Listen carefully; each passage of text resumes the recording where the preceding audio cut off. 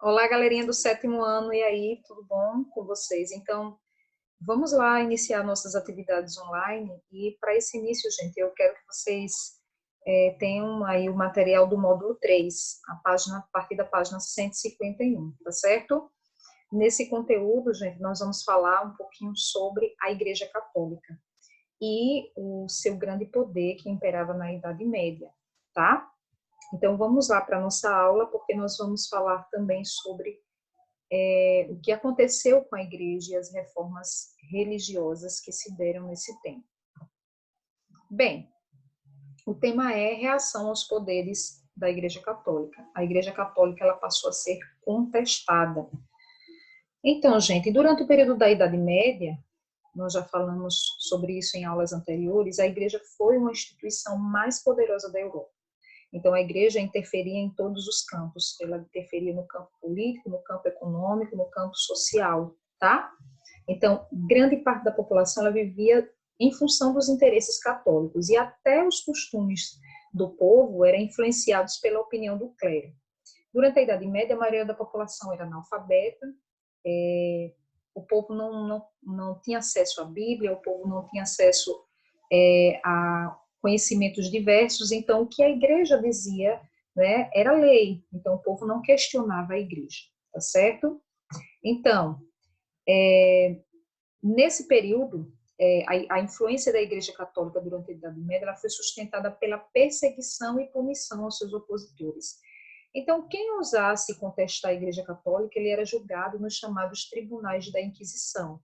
Esses tribunais eram responsáveis por combater a heresia. Então, por exemplo, alguém que fosse considerado herege ou que contestasse a igreja em determinado conhecimento, ele ia ser julgado nesses tribunais da Inquisição, tá? Vamos lembrar que até alguns cientistas também foram perseguidos porque criaram teorias que eram contrárias ao que a Igreja Católica dizia. Então, alguns desses cientistas também foram julgados nesses tribunais. Acho que vocês lembram disso, né, galerinha? Mulheres também, consideradas bruxas, também foram julgadas nesses tribunais e até queimadas. Esses tribunais católicos, eles julgavam qualquer ato que fosse contrário à fé cristã. E qualquer suspeito de praticar a heresia, ele era julgado, muitas vezes condenado à prisão, à perda de bens, e a pior punição era a morte na fogueira. Bem, nesse período também, a igreja assumiu algumas práticas duvidosas, né, que pareciam um verdadeiro balcão de negócios, troca de interesses. Então, uma das práticas que passou a ser bem criticada foi a venda de indulgências. Então, as pessoas queriam garantir a sua salvação. Aquelas que tinham algum dinheiro, aí eles compravam a sua salvação por meio do que a igreja vendia. A igreja vendia indulgências. Então, se a pessoa comprasse em troca, a igreja dizia que para ela estava garantida a salvação de sua alma. Então, era como se os pecadores estivessem comprando o perdão da Igreja Católica, né, e garantindo a salvação de sua alma. Então, era algo estranho, mas a igreja vendeu essas indulgências, né, para arrecadar dinheiro, mas por ser uma população não tão esclarecida, então o que a igreja dizia era lei, então eles acreditavam que comprando as indulgências, sua alma, né, estaria salva. Outra prática bem criticada depois né, que era feita pela igreja, era a venda de cargos eclesiásticos. Então, assim, famílias ricas compravam cargos do clero. E a consequência disso, gente, é que havia muitos padres e bispos que não tinham nenhum preparo espiritual, religioso, para conduzir os fiéis. Então, eles compravam os cargos, porque eram de famílias ricas, e essa prática é chamada de simonia. Então, a igreja permitiu que entrassem homens para o clero que não tinham nenhum, que não eram aptos, né, com preparo religioso, um preparo espiritual, mas sim pelo interesse da compra, tá? Então, vendiam esses cargos e aí essas famílias ricas conseguiam colocar alguns dos seus familiares no clero. Outra prática também que foi bem criticada e que a Igreja Católica começou a fazer nesse período foi venda de relíquias sagradas, tá? Os membros da igreja elas começaram a se envolver cada vez mais com a corrupção e o comércio de artigos religiosos. Então, eles pegavam panos envelhecidos, objetos envelhecidos, pregos enferrujados e vendiam, né, dizendo, olha, aqui está aqui um pedaço da madeira da cruz de Cristo, prego que furou as mãos de Cristo, aqui tem os panos, né, que tem ainda o sangue de Cristo. Então, as pessoas acreditavam naquilo e compravam aquelas relíquias sagradas, certo?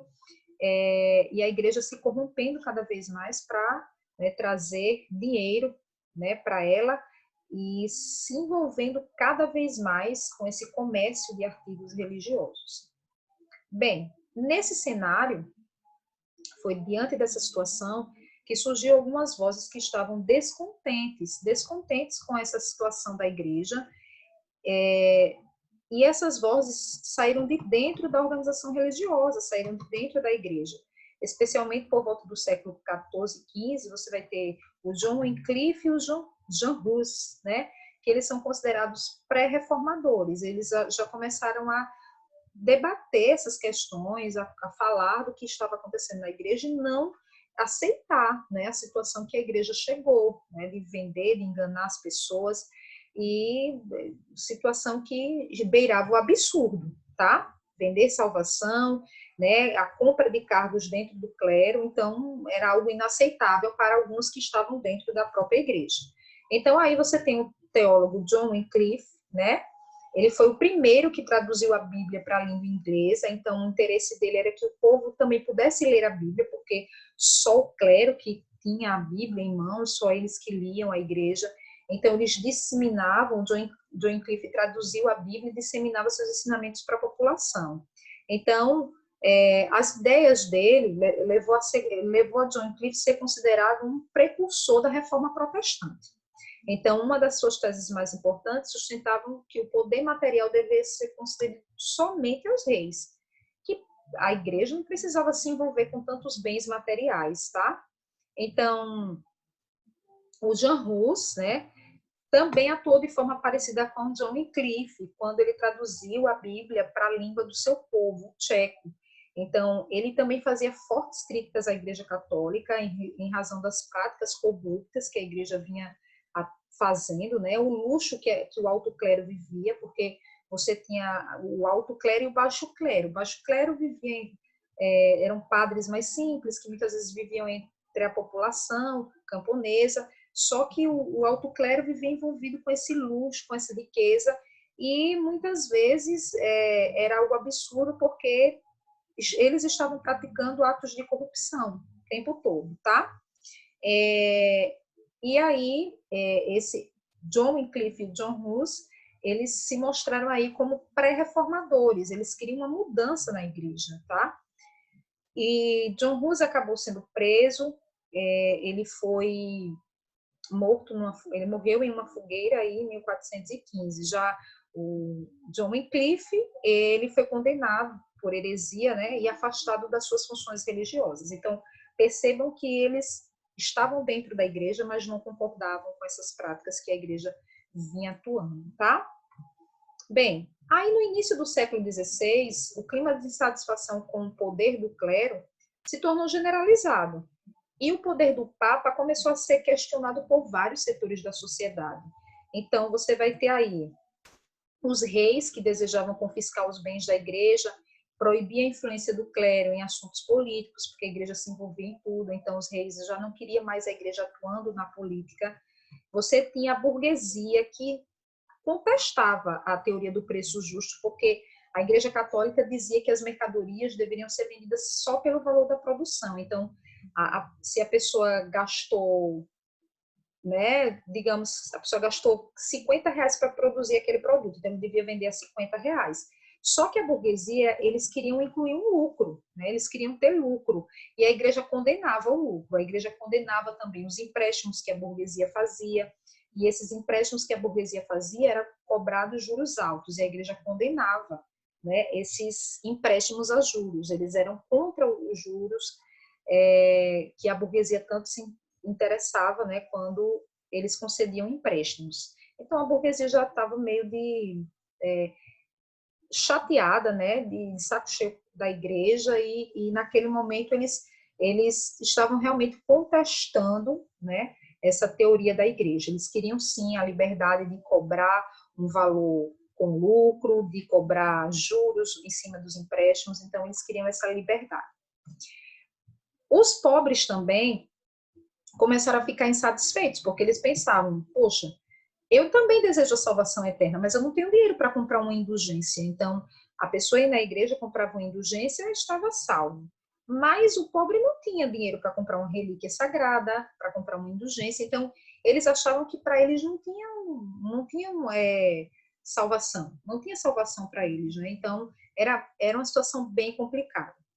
E aí, gente, o surgimento da prensa, né, vai trazer uma mudança aí também, porque com a prensa vai circular ali na região muitos textos, e isso vai facilitar a divulgação de ideias contrárias ao interesse católico.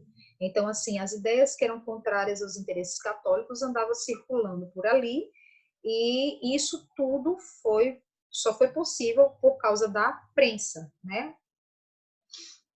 Então, aí nós vamos falar um pouquinho sobre os reformadores. Quem foram eles? Vocês já viram que uma parte dos reformadores, eles saíram da própria Igreja Católica. Então, eu quero que vocês entendam que os reformadores, eles querem uma mudança dentro da Igreja.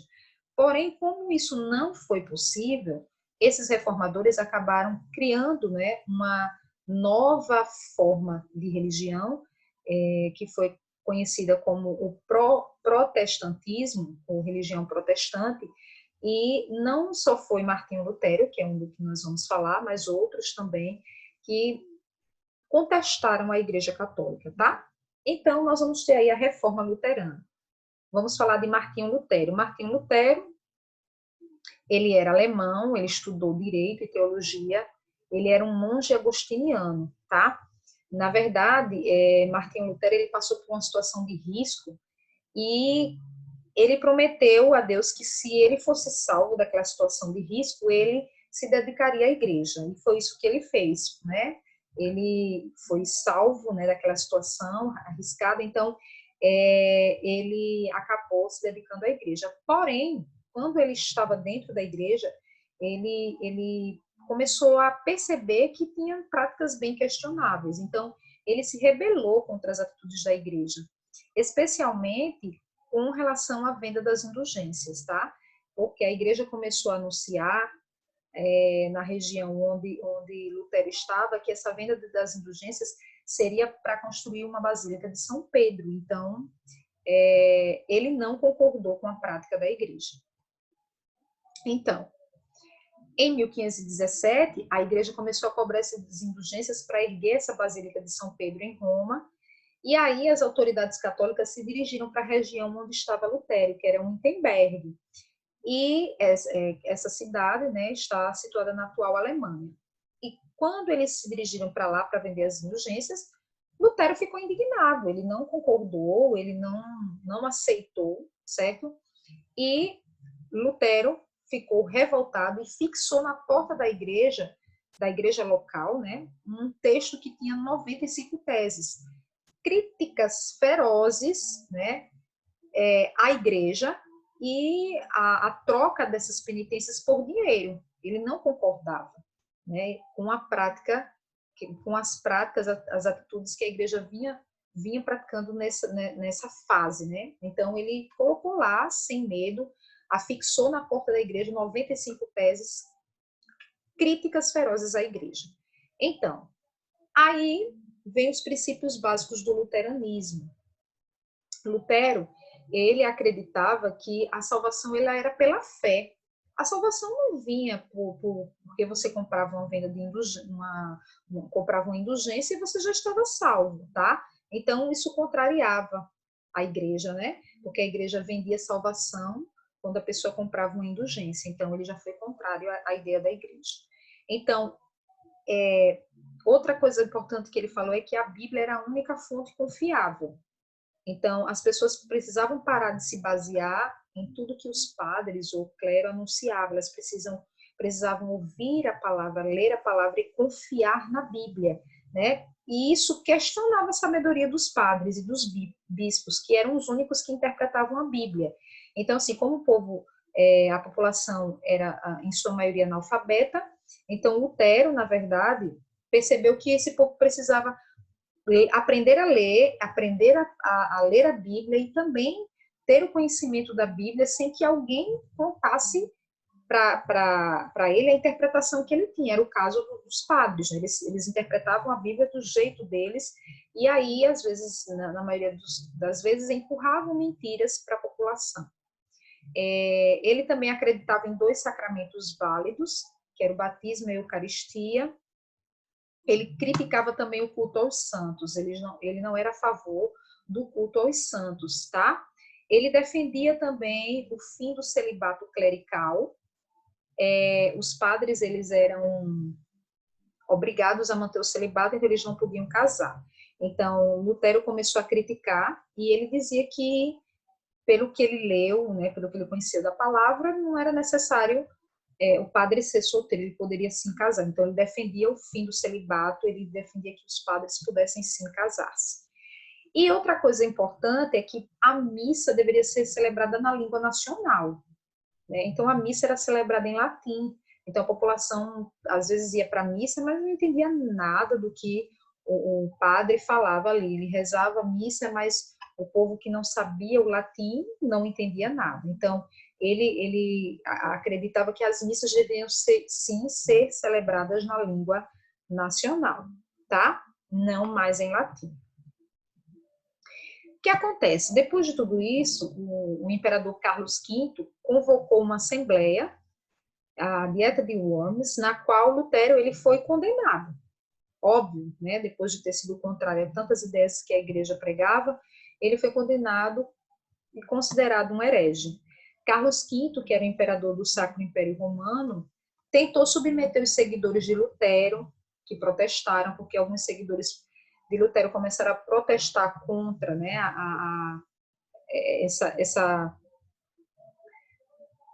contra o que fizeram com Lutero, né, essa imposição de considerá-lo como herege.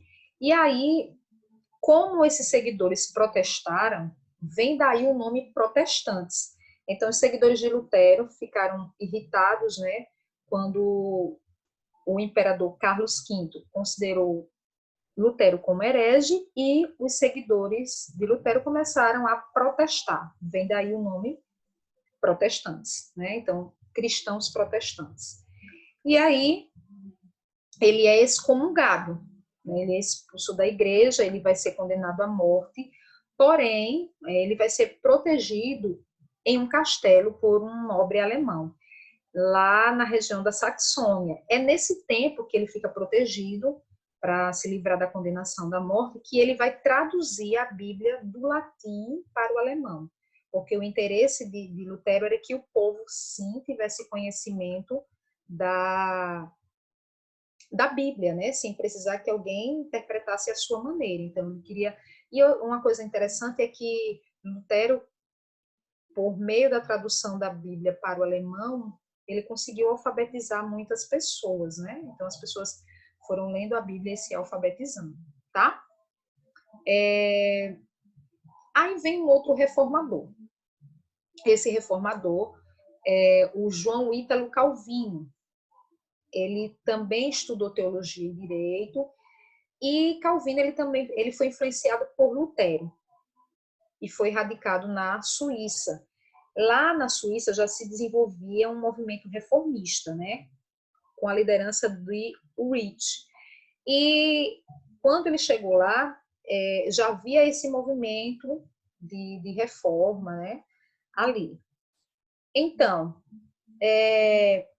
foi Calvino o responsável por disseminar as influências do pensamento de Lutero na Suíça. Então, as ideias que Lutero tinha, contrárias mesmo ao culto aos santos, aquelas ideias que nós falamos aqui anteriormente, Calvino seguiu todas elas, né?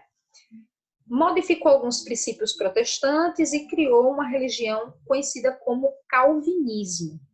Então, você tinha na Alemanha o surgimento do luteranismo e na Suíça o calvinismo, tá? O movimento luterano e o movimento calvinista na Suíça. Bem, só que uma das novidades do calvinismo, gente, é que uma diferença, né, que a gente pode falar em relação ao luteranismo, é que Calvino ele defendia uma teoria da predestinação, tá? Calvino dizia que tinham pessoas que já nasciam predestinadas à salvação eterna, já eram escolhidas por Deus desde que nasceu para serem salvas e outras não. Então, alguns eram predestinados à salvação e outros à condenação eterna. E aí vinha a pergunta: quem eram esses eleitos? Quem eram esses escolhidos para a salvação eterna? Então, para Calvino, os eleitos, você reconheceria uma pessoa predestinada à salvação por causa das bênçãos divinas e da prosperidade econômica. Então, se uma pessoa enriquecesse por meio do trabalho, prosperasse, para os calvinistas, quanto mais aquela pessoa ficava rica, mais ela estaria perto de Deus. Ela era uma pessoa predestinada. Então, a riqueza simbolizava, na verdade, que a pessoa tinha as bênçãos divinas e ela era predestinada à salvação. Em contrapartida, aquela pessoa que era pobre, preguiçosa, isso seriam sinais de condenação da alma daquela pessoa. Então, o predestinado, ele enriquecia, ele prosperava, diferente daquele que era pobre, né? Porque vivia sempre na miséria. Então, esses ensinamentos foram recebidos pela burguesia com bastante entusiasmo. Vocês lembram que a Igreja Católica condenava o lucro, né? Condenava os juros, né? Então, a Igreja condenava a usura, a Igreja Católica condenava a usura, o lucro, e, na verdade, Calvino ele pregava algo diferente, ele pregava, incentivava a riqueza, o comportamento disciplinado. Então, o calvinista, ele era uma pessoa disciplinada para que ele também chegasse à prosperidade. Então, o calvinista, ele não ia gastar dinheiro com bebidas, com vícios, ele ia aprender a poupar, né? Então, era uma pessoa que vivia uma vida bem regrada, tá? Isso facilitaria ele a acumular riquezas. Então, por isso Calvino ele foi considerado um reformador alinhado dos interesses do capitalismo.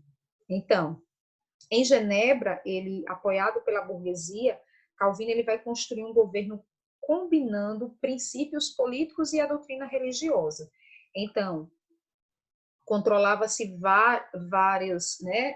Controlava-se as pessoas, controlava-se o vestuário, controlava-se os costumes, o comparecimento aos cultos, a condução de negócios. Então, esse controle, essa vida regrada, fazia com que as pessoas prosperassem, enriquecessem, e isso, além de ser sinais da bênção divina, a burguesia percebeu que aí estava algo que lhe interessava, porque se essa igreja, né, ela tinha interesse que o indivíduo se tornasse próspero, rico, né, então a burguesia pensou, bem, essa igreja está alinhada ao nosso interesse, né, enquanto a igreja condena, muitas vezes, o nosso enriquecimento, porque diz que é usura, o calvinismo vem com essa ideia de que quanto mais você enriquece, mais próspero você é, uma pessoa predestinada à salvação eterna.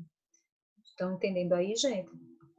Então, e aí, gente, em 1441, Calvino, como principal figura governamental, ele vai proibir jogos de cartas, ele vai proibir danças, ele proíbe apresentações de peças de teatro. Na verdade, tudo isso é para que o indivíduo ele conseguisse poupar dinheiro, não tivesse gastos desnecessários, e o interesse era para que o indivíduo prosperasse, porque o predestinado ele era abençoado com bênçãos econômicas, bênçãos financeiras, então ele se tornava alguém rico, né, próspero. Então, o calvinismo ele se difundiu pela Europa. Então, na Inglaterra você tinha os puritanos, que eram calvinistas, mas se chamavam de puritanos. Na França, os huguenots, que a gente falou até lá na aula sobre absolutismo francês, né, que os huguenots, havia uma perseguição, né, na França contra os huguenots. E na Escócia, os calvinistas eram conhecidos como presbiterianos, sob a liderança de Lennox, tá certo? Então, gente, lembrando, esses dois reformadores que nós falamos, eles pensavam numa igreja diferente, tá? Eles pensavam em algo diferente. Porém, isso aconteceu justamente porque a Igreja Católica, ela tinha se corrompido, ela tinha se envolvido com práticas que não tinham, né, não tinham cunho religioso, não estavam ligadas com a fé. E aí, alguns que viviam dentro da própria igreja começou a perceber que a igreja precisava reformar, mudar. Porém, né, como muitas vezes a fala desses homens não eram aceitas, então esses homens saíam da igreja, né, como foi o caso do Lutero, do John Wycliffe, e eles começaram a pregar, né, a fazer suas pregações, a levar o seu conhecimento ao povo, tá certo? Agora eu quero que vocês assistam um vídeo falando um pouco sobre a vida de Martinho Lutero, tá? Eu vou colocar aqui para vocês.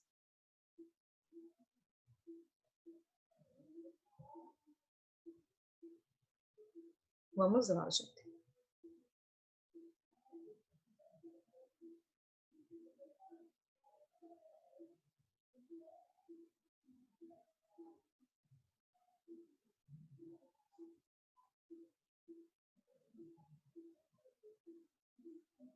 Martinho Lutero nasceu na cidade de Eisleben, na Alemanha, em 1483. Com 16 anos, ingressou na Universidade de Erfurt e, em 1505, entrou para o curso de Direito da mesma universidade. No entanto, no mesmo ano, entrou para a Ordem dos Agostinianos, na cidade de Frankfurt, e, em 1512, tornou-se doutor em Teologia, após anos de estudos sobre os temas bíblicos. Ao longo de sua vida religiosa, Lutero testemunhou eventos que o decepcionaram, como a vida luxuosa vivida pelo clero católico e a venda de indulgências como meio de salvação. Em 1517, o Papa Leão X, 1475 a 1521, prometeu perdão pleno a todos os fiéis que comprassem indulgências ou contribuíssem financeiramente para a reconstrução da Basílica de São Pedro, localizada em Roma. Ao se deparar com autoridades católicas vendendo indulgências em Wittenberg, cidade alemã, Lutero ficou indignado, o que o levou a escrever as 95 teses e pregá-las nas portas da igreja local. Nelas, Lutero condenava a venda de indulgências e propunha a reavaliação das doutrinas católicas vigentes. As ideias de Lutero se difundiram. O momento histórico em que ele se manifestou era favorável, pois seus princípios atendiam às necessidades e aos questionamentos de grupos aristocráticos e populares da Alemanha. Suas ideias desencadearam o que ficou conhecido como Reforma Protestante.